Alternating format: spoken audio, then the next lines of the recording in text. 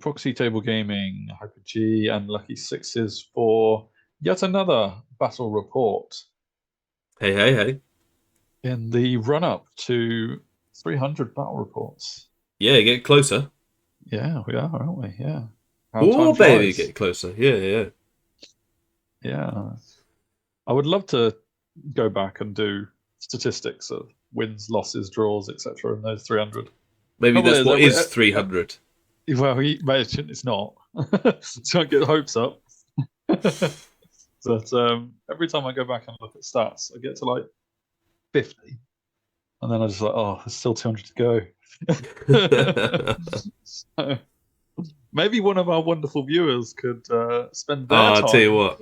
going through all 300 battle reports, and not in a We'd have comment, to but actually we'd have let to us do something know. special for that.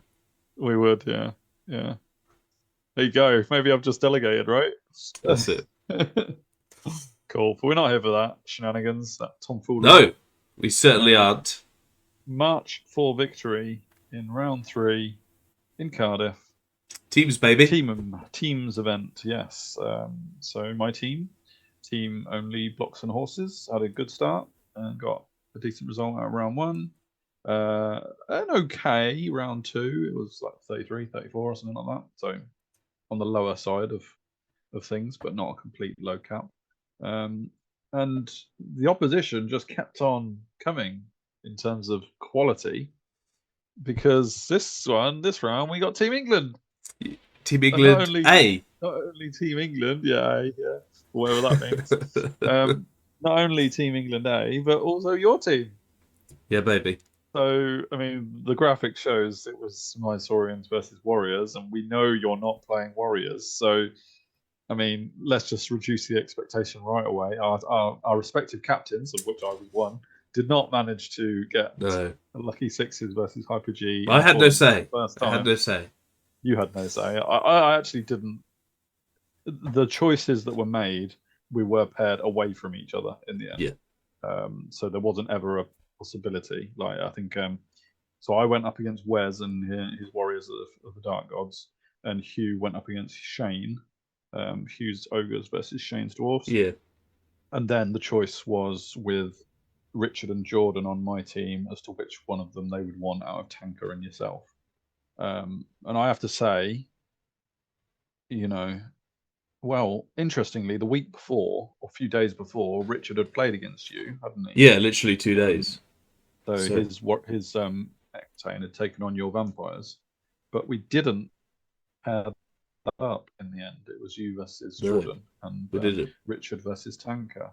But we won't say too much about that, because obviously we've got your report to come after this. So yes, we'll probably do a sum up of the overall results at that point rather than at this point. Absolutely. And it's me versus Wes. And his Warriors are the Dark Gods, which I know. I mean, Wes is an Equitane player. He loves his Equitane. I don't think he hates Warriors as such, but he definitely doesnn't enjoy anything. He just doesn't love them, does he? Just doesn't love them. No, well, no, he doesn't. And he's, speaking of love, yeah, I love-hate relationship. You can carry on that sentence in a second. But speaking of love, I do love the Saurians. There's been an up and down relationship in the few years that I've been playing them, but mostly it's love. And so this is my list. Been through it at round 1. Obviously, you've seen it in 2 rounds because you've obviously watched round 1 and 2. Why wouldn't you? We'll crack on with Wes's list and the Warriors. So Wes and his Warriors list is full of the 1-up armor save Warrior Knights, cavalry units, and obviously the Warriors are pretty tough as well. Even things with great weapons, they go from either 3-up or 1-up to 2-up, 4-up respectively in combat. So they're all pretty hard as nails. And he had his 2 mounted characters as well. The Chosen Lords are always just horrible, to go against. This one had a Barbarian Chief who was kitted out for combat as well. Yeah, it's pretty badass. So pretty scary stuff. And because I had played against when you were playing this Warriors list, I had an idea of what it did, which was basically just come at you with the Barbarian bunker behind you, really. Yeah. So I had an idea of how it worked, and it was pretty simple. There isn't much guile to it. No, but yeah, we'll see how I get on. Really, counter thrust and hold the ground, so we're a bit closer, which I guess is useful for a warrior combat heavy list. Yeah. And hold the ground means hold the ground, tough. man. That's I've got to get through that, and this immediately. Wes was right on that middle, right from the off. I think, is this after his movement? He looks very far forward. Yeah, not necessarily. this is after his movement because you have to be 8 inches from the center. So yeah. So it must be after. So he's got his turn 1, which is fair dues. So let's look at what he's got. So the barbarian mounted guy is behind the building on the left, and the warrior knights. Oh, the ones with the great weapons are the ones on the right of the warriors. So warriors, a big block of warriors in the middle. The warrior knights with the great weapons on the right-hand side. They're the sloth ones. And then the other 2 warrior knights, one is on the left near the ruins, and one is on the far right near the field. And he's got a barbarian bunker behind with one of the wizards, because the other wizard is with the sloth guys. And then he's got his flayers just out the back. So unlike how you played it, where you had, I think you had 2 flare units at the time. I did, yeah. And you basically just ran forward your flayers, chapped up turn 1, and then by turn 2 they were hitting you like a ton of bricks. So this was a slightly different tact with only the 1 flare unit. Yeah, and then for me, I think what I did was I put the Prey Scent Toad on this warrior knight unit nearest to us. There's a toad in the middle of nowhere there. Probably where that unit started, to be fair. Yeah. And then also on the barbarians behind, because the Ramphadons were planning on flying over and threatening the bunker, which is kind of why I think that barbarian cavalry guy is hanging at the back, really, to make sure that can't go too far. For me, I've got the Tegu Mystics on the hill. I took Silver Spike as an opportunity to be in the flank of cavalry units and just pew Silver Spike if possible, to keep them honest if possible, which will work nicely, providing he doesn't turn towards me and just run at me, because that Mystic unit can't cope with that. You got a unit of light troops, Skink Hunters. I got my big Tegu Warriors with Thyroscutus. Ironically, Hugh's lending me a Thyroscutus, and now I'm using it against his team. Skink Hunters in front of the Stygisaur unit, then the Tegu Guard, and then the Skinks on the far right. Have I got something underneath me? I'm not. Let me move me. Oh yeah, no, there's the Skink Gorillas on the far right as well. Cool. Like. So he moved up and not a lot happened. He moved up and not a lot happened. Yeah, I don't think he. I think well, he looks like he's killed 4 Tegu Guard, Tegu Warriors actually, probably with a magic spell. I don't think it was that threatening in terms of damage output, but nonetheless, kill 4, chip it away. I moved up pretty aggressively with my Ramphadons. They're out of line of sight of that unit of Warrior Knights, so I was relatively confident that I could threaten his backfield. And obviously, the Barbarian cavalry guy couldn't get me through the building, so I was safe enough there. Similarly, I've moved up my Hunters, my Skink Chieftain, and my Tegu Mystics, all in the flank of his Warrior Knights, all out of line of sight. So I was really hassling him from that side. None of those units can take on that Warrior Knights unit, even in the flank, but they can be a hassle and chap, potentially. I was biding my time in the middle, and I got a few spells off. Scrying, I think that was mainly to get Guiding Light and Evil Eye on my Hunter unit, because I wanted them to run forward and chaff. Because you get the 2 channels at this point. Yes, that's version. Not channels. 2 attributes, attributes, with Mind Shifting Mastery in its current form for this tournament. I was getting 2. That's not the case anymore. But yes, so Evil Eye meant that those Skink Hunters could now run forward really quickly. Really cool. He moved forward a little bit more in his turn 2. And he also moved his Barbarians to his left, right as we're looking at it. And then moved the Flayers to sort of guard their flank almost. Interestingly, though, the Flayers are facing towards the Barbarians. So I was like, ooh, that's interesting. And he moved his Barbarian Chieftain up a bit, moved the Warrior Knights backwards a little bit. And this made me think, okay, so he's not just going to run at me full pelt. because at this point he could have advanced so far forward and been on the center objective, but he obviously had a little bit of concern because I was rocking strength 5 weapons with the Tegu Guard and spears with the Tegu Warriors, which is not fantastic at beating armor, but it'll change your 1-up to a 3-up, 4-up. You know, so there's always that. So he couldn't completely run up without any caution. Over into my turn, cracking on with the turns. I didn't take too many pictures because I really didn't want to run out of time, etc. Yeah. I declared a 10 charge on the flayers. There wasn't anything to fear from failing it because I knew I had this skink chieftain who could chaff the warriors. Yeah. If I failed it and meant the Ramphadons just walked into line of sight of the knights. So I went for it and I got it. And that was amazing because it means the flayers are kind of a speed bump towards the barbarians. Yeah. And the flayers were facing away from the Ramphadons. So even if I didn't kill all the barbarians because they didn't have a toad on them, the flayers rather, even if I didn't kill all of them, chances are I'd still break them without losing too many Ramphadons in return. It's an odd one. I don't understand why he wouldn't just flee. Yeah, I was expecting it, but again, it is Swiss Ride 10 is failable, but it puts him in a lot of trouble. If I get it, and I did get it. I chaffed up the warrior knights because I wanted to keep them back while I dealt with his warriors and other unit of knights in the middle. So that was just to keep them steady. And because of that, I also chaffed up with another skink chieftain on the other sloth warrior knights. And moved forward quite aggressively with my spear guys.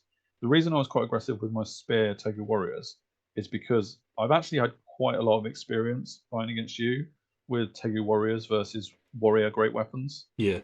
And as much as warrior great weapons are very good, I don't think these were Wrath, were they? Sloth. These were Sloth. Well, warriors were Sloth, yeah. Yeah, so one spot to wound. Exactly. So even though that was the case, I know that the way to beat warriors in combat one-on-one with my Tegu warriors is to make it so that the warriors can't hurt me back and I just chip away at them because I attack first, and if I make loads of spells like -1 to hit, -1 to wound, all this stuff, and the warriors soon become manageable, even with their attacks and stuff. And obviously I can do all sorts of spells regularly. You'll see I've taken a couple of wounds on my Anorak. I think that was from a miscast. I'm not sure what I miscast. I think it might have been I'm not sure what it was. But I have taken 2 wounds. Unless he did a snipe spell on me. I don't know. Can't remember. Yeah. But yeah, taking 2 wounds. I think that's about that. I'm keeping my my casters quite close to my Anorak, so I've got good divination range, so that I can reach my Ramphadons behind and buff them makes up sense. Yeah. as well. That's the plan with that.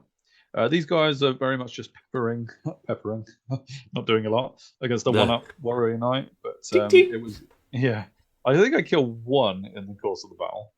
But it was funny, really. Not doing a lot. I go through the flayers without a single attack back. Literally, the Ramphadons just did it even without the extra 2 attacks. Because they're awesome. What spell have I got? It looks like I might have got Know Thy Enemy off.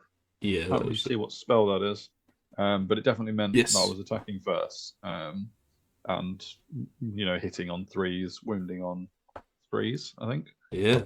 And now I'm into the barbarians, and now obviously it's going to be his turn before I fight the combat, which does mean if he charges his barbarian chieftain into their rear, that probably means the Ramphadons don't get the job done. But he does need to make that charge in order to do so. So I was more than happy to risk that. Losing the Ramphadons for the sake of potentially killing his bunker was a very good possibility. So that's why I went for it, really. I think that's just a picture of how it is over here. Oh yeah, I got some spells off. There's a guiding light. I think it might be evil eye. I think they might be the attribute spells actually. Sure. I think he dispelled everything on my Tegu warriors. Oh no, he didn't. There is something on them. I think that's scrying on the Tegu warriors. So like I say, I'm -1 to hit. Sure. Distracting. But he goes in. He goes into the skink chieftain there. I don't. Oh, and he fails a charge with the Barbarian Chieftain on the rear of the Ramphadons. Yeah. It was like a 9 or a 10, so similar to what Ramphadons needed. So that one just went my way in terms of the long charges. But he actually rolled a double 1. It might have even been like he didn't go anywhere, so he literally just poked his way out of the building, and that was great for me because it meant that whole character is really not doing a lot for 3 turns. So happy with that. I don't think he charged into the Chieftain that was in front of the Sloth Knights, as we can see, because they're not in combat. But Ramphadons, baby, they absolutely murdered the Barbarians. Yeah. They were facing away from me as well, so that wasn't ideal for the Barbarians either, especially as the speed bump ran all the way through, hit them in the rear. I ran them down. The sorcerer. Yeah, they had one of the presents on them as well, didn't they? Exactly. I took 1 wound back from, I think, a sorcerer. I think I killed all 15 of the Barbarians. Oh, wow. Incredible. With stomps and skinks as well. They were rolling hot. Know thy enemy meant I was definitely attacking first. I was hitting on 3s, So great. And then it's your turn. And then it's into my turn. And this is... I've got to take this a little bit slower because it's really interesting. So take note of where I put the Ramphadons. So I have to move them so that they can support my center. Okay. I choose to move them right behind that warrior knight that I charge with the Tegu knight, the Tegu warriors. Yeah. I can only charge the Tegu warriors if I also charge my Skink Chieftain, who was chaffing them. So you see right on the right-hand side in the forest, there's a Skink Chieftain hanging out the side in that middle block. So I was charging with the Skink Chieftain and the Tegu Warriors in order to get in. I moved the Stygisaurs up as far as they can go to prevent the Warriors from charging into the flank of my Tegu Warriors. Because I couldn't get the Skink Hunters far enough. The Skink Hunters were only movement 12. The Stygisaurs are movement 14, so that was as far as I could get the Stygisaurs. So they're not. I'm not massively comfortable about throwing the Stygisaurs away as chaff, but that was the best I could do to stop the warriors getting into the flank because I wasn't confident I'd go through the warrior knights in 1 turn because they are sloth and stuff. So, out of interest, does that actually stop them getting into the flank? You're just so good at this game, man. You're lucky 6s. You know. Oh no! Right. Anyway, carry on. No, it's interesting. It's interesting that you say that though, because something happens, which means. Well, actually, no. I can respond to that comment, right? Yeah. This is the worst chaffing you'll ever see in the world, because I am not preventing those warriors from going the flank. Directly. The Stygisaur. Yeah, directly. You are, but. Yeah. But he can charge the Stygisaurs and then overrun into my flank. Absolutely no problem at all. Yeah. So I don't know this when I'm doing it. Okay. And I think I've chaffed them. Do you think that they will hold? Is that like a... I don't think... Well, actually, what I'm thinking is I don't think I'll go through the Warrior Knights in 1 turn, is what I'm thinking. Which is why I think I'll need to have the Stygisaurs chaffing the Warriors. Yeah. That's what I'm thinking. Do you think the Styg would hold up against the Warriors? Oh, no, not no. I'd kill a few, and then their great weapons would absolutely kill the Stygs. They'd be wounding on 3s, hitting on 2s. Hitting on 3s or 2s, I don't know, something like that. Yeah, probably 3s, yeah. Okay. Yeah, so the Styges are not great chaff, and I've also chaffed really badly, so, hey, all I need to do was just shift them to be facing the other way. Yeah. Or it's a really poor effort. Straight on, I guess. Exactly, yeah, straight on would have been fine, but I've basically done the speed bump thing that Wes did with Flayers, really. Sure. Only at very little distance and not relying on a 10 charge. So, yeah, it was awful. Although things do happen that mean I might have got away with it. Yeah. Might. I chaff up his other warrior knights because I have plenty of chaff on that side, and I also move my hunters around to keep them out of the game. I chaff to the extent that I'm keeping that warrior, the chosen knight, chosen lord, who is on the left side as we look at it. So he can't charge out on his own. Yeah. They could have charged into the flank of the Tegu Warriors as well. And I want to keep them back. So yeah, there's that. Right. Now this is where stuff gets real. yes, it's a really great thing that I go through the Warrior Knights in one freaking turn. Yeah. Okay, because I get Stars Align. Guiding Light doesn't really help the combat. But I get Stars Align for reroll to hit on my Tegu Warriors. Wes puts a lot of his attacks on the Thyroscutus and kills the Thyroscutus, which is fine. But I go through them nonetheless, and Nice. I overrun. Now, I overrun, and I only go and hit the Ramphadons, don't I? Yes. And because I've put my own Ramphadons there, I can't land on my Ramphadons. I don't go through my Ramphadons. I have to track back. Yeah. And I have to track back to the point where I'm not an inch away from anything. Yeah. And that means I'm practically back where I started. Yeah. So my overrun, which I didn't absolutely guarantee I would get, I prevented myself from overrunning by putting the Ramphadons there. And this now means, because of my poor chaffing attempt with the Stygosaurs, I'm now back to square one, in spite of the fact that I actually did really well and killed the Warrior Knights. Yeah. Yeah. If you'd gone through them, it would be fine. If I'd have gone through them and just run forward, because the Skink and the Tegus could have run forward and just... I actually rolled like a 10 on the overrun. I would have been well clear. Obviously, I've got to potentially think about the centre and returning for the objective and whatnot. But it's soon that into Wes's next turn. I don't know if it's immediately in the next picture. Yeah, it's very soon that I see. Yeah. Well, there's such an easy overrun into the flank of my Tegu Warriors. And I mean, they've had a pretty tough fight against the Warrior Knights. Yeah. They've lost the Thyroscutus. They're down in numbers. I mean, it doesn't take a genius to work out that's a really bad chaff attempt on my part. And so I was thinking to myself, this battle was going so well. And going through the Warrior Knights is amazing. It's so amazing. Because I had his Lorded, right, as well? That had it had a Sorcerer in. Sorcerer, sorry. Didn't have a Lord in, but yeah. So his magic is all gone, because both the Sorcerers are dead. And the Ramphadons kill in the bunker of Barbarians and the Flayers, and then me going through the Warrior Knights and the other Sorcerer. That's an awesome position to be in.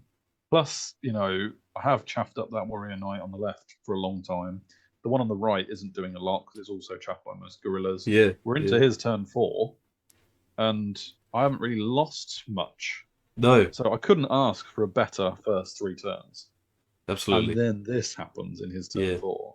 And you just think to yourself, oh, no. Because I will lose the Stygosaurs. They are going to overrun into the flank of my Tegu Warriors. I will lose my Tegu Warriors.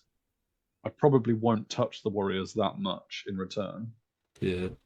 Oh, we'll see. Oh, and I'm actually going to start losing chaff as well. Although, funnily enough, he doesn't charge his Warrior Knights into that chaff over there. He decides to bypass them because he knows he's going to get countercharged by Tegu Guard, which is the right thing to do, really. And also it means now I've got to think about turning my Tegu Guard around back to the centre, because I know I'm going to lose both my scoring units in the centre because of my stability. Because both Stygosaurs are scoring too, so they were helping, to get the objective points underneath the Stygosaurs. He goes through my... Oh, no, he doesn't go through my chaff. He actually kills a ridiculously low amount of chaff skinks, considering he had a Chosen Lord in there and everything. At which point, Wes was reminding me that the reason he was rolling bad was because he was playing Warriors and not Equitane, which is hilarious. Pretty much every dice he rolled under a 4 was because he was Warriors. It's the Dark Gods cursing him. Exactly. So my skinks actually get away from those Warriors, and he turns into the middle, which is fair enough because he knows he's got a job for them now. Yeah. And the other Barbarian Chieftain was just facing my Mystics now to keep them back. So yeah, this is the overrun. You can see how little of the Warriors die from the Stygosaurs. 4 basically, and now he's overrunning to the flank. No Stars Align or Guiding Light is going to save them from that situation, right? Obviously, he's only got a few in, but I hit the panic button and charge my... Oh, no. No, I don't hit the panic button. My Ramphadons hit the panic button. Fair enough. And they fail Frenzy Charge into the Warriors. Now, I don't have the Toad on the Warriors. No. So this is not what you want your Ramphadons to be doing. Yeah. Because I'm glad I remembered that was a failed frenzy check, to be honest, because otherwise you're going to grill me. What the hell are you thinking? I mean, my Ramphadons will attack first, because he's great. But there's that, right? You do a decent amount. But I am basically just giving him my Ramphrodons here. It slightly gives my Tekken Warriors a chance in terms of the combat res to follow, because maybe I'll do a couple of wounds to the Warriors, but I'll also lose an extra 6 wounds of Ramphrodons. So there you go. Interestingly, I do kill a fair few Warriors with that, and I also managed to get away with my Tekken Warriors. Oh, wow. I flee. Kind of. Kind of. Yeah. This is not. It's not ideal. Oh no. And so I've turned my Tegu Guard around, so they're now facing the Warriors. And in terms of numbers, my Tegu Guard can handle that unit of Warriors. Yeah. You know, I outnumber him. I've got all sorts in there. I've still got my magic in decent state. But you can see the pile of casualties of Ramphrodons and stuff. And it is his turn next. My Tegu Warriors are going to be bounced around like you wouldn't believe now. Yeah. So I'm in a bit of a bind here. You know, you have those battles. Oh, here we go. What's going on here? So if we go from here.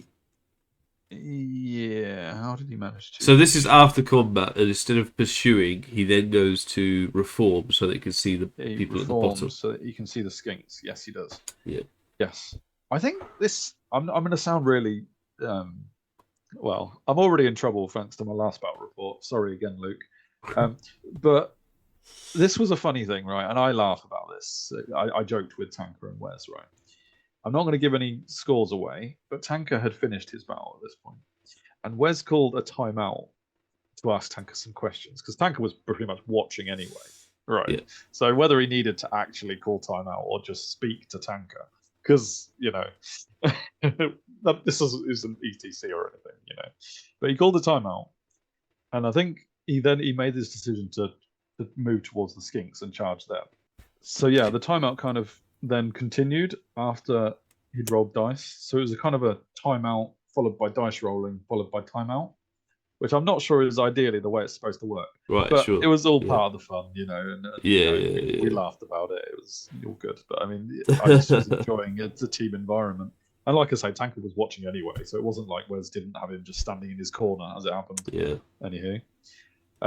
He charges. I think I actually flee with the skinks. It looks like I've turned around. I don't know. If you have, he's caught you, right? Because otherwise, why would he turn around? Yeah, the pictures are a bit sparse, to be honest, so it's hard to remember. Yeah. But yes, he has managed to. I think he definitely gets the skink points anyway. So he probably has either caught me or run me down in combat, one or the other. But effectively, it means he has turned around. The Maitegu warriors are bounced all over the place and are eventually caught. I think they're caught by these warrior knights. It's hard to remember the exact sequence. Yeah. Because he was bouncing them around. I was fleeing with my gorillas. Tell me if this is wrong, but it looks like the order would be he charges your skinks who are chaffing, and you obviously flee because you don't want him to overrun into your unit. Into my unit and just kill them automatically. Yeah. He then redirects, charges into your currently fleeing Tegu warriors, who go towards the warriors. His warriors then charge him back over in that direction. Then test to redirect and go against the skinks. Yeah, because this is obviously not where the warriors finished up. Yeah, the warriors will see the warriors. They pivot slightly towards the skinks. Yeah. Effectively, that's what happens. But so that they could see both. Yeah. So that when the Tegu warriors, they got bounced back, which means it's easier for the knights to get them. So they then go after the skinks, kill them, or even catch them. While the warrior knights kill where the Tegu warriors end up, and the skinks get away. Yeah. Yay for them. Yeah, that's pretty much it. That sounds like it. Yeah, I mean, either way, you know, it's curtains for a lot of my units at this point, you know. Yeah. He kills this chieftain who I was trying to keep helping out.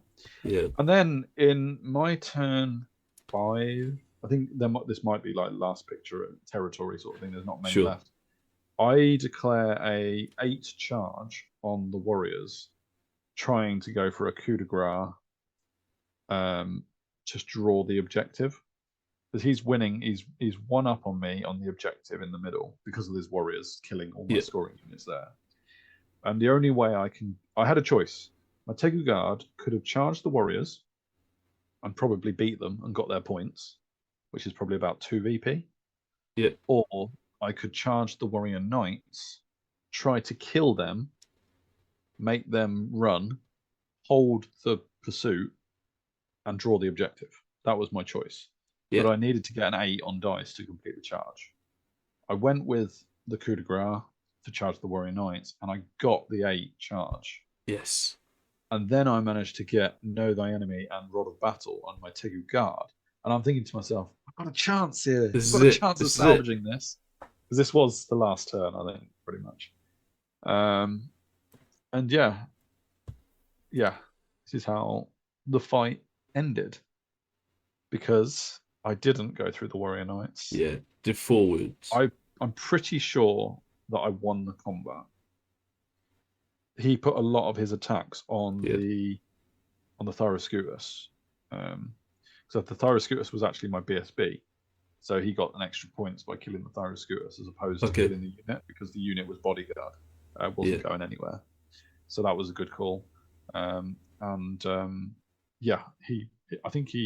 We either drew combat or I didn't win by much. And he passed the test and didn't go anywhere, which meant in the last turn that we played, which I think was 6 turns, but I can't remember definitely. This was definitely the last action anyway.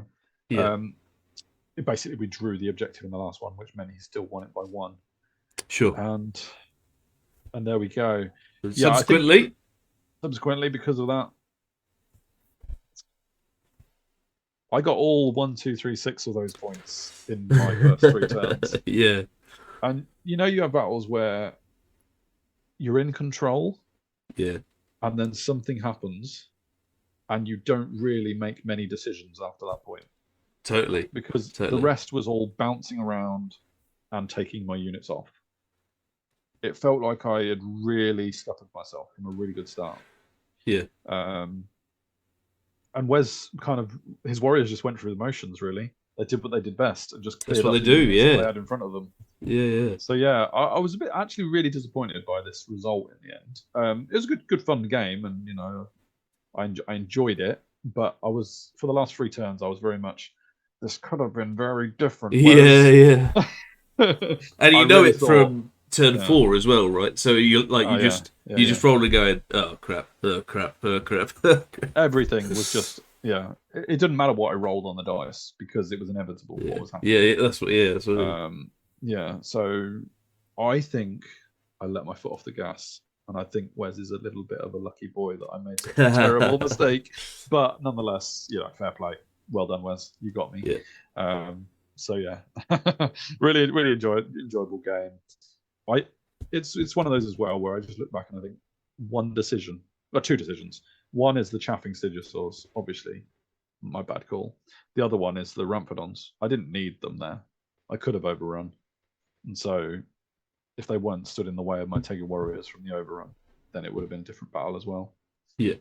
But hey, we live, we learn, and we try not to make these silly mistakes again.